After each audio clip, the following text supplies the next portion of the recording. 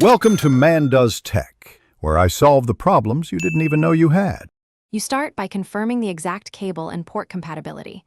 Check USB-A versus USB-C or micro-B because a loose fit blocks data. Once the physical match is clear, plug the cable into the computer first, then the device. This prevents erratic power negotiation. If the system prompts for drivers, accept and let the OS complete setup. Make sure to set the device to File Transfer Mode, or MTP, so the computer can see its storage. Once the device appears in File Explorer or Finder, navigate to the specific folders you need.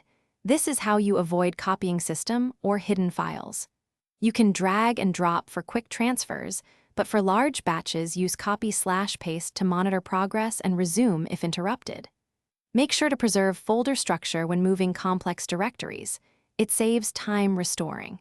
If moving many or large files, compare file sizes or use checksums to confirm the transfer completed intact, preventing silent data loss. To finish, always use the safe eject or unmount command before disconnecting. This ensures all write operations complete and avoids corruption. If a transfer stalls or the device disappears, first swap the cable or port and retry. A faulty cable is the most common failure.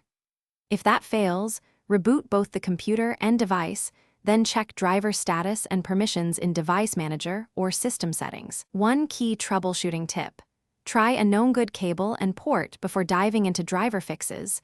Most issues resolve there. Thanks for watching. If you found this helpful, don't forget to like and subscribe.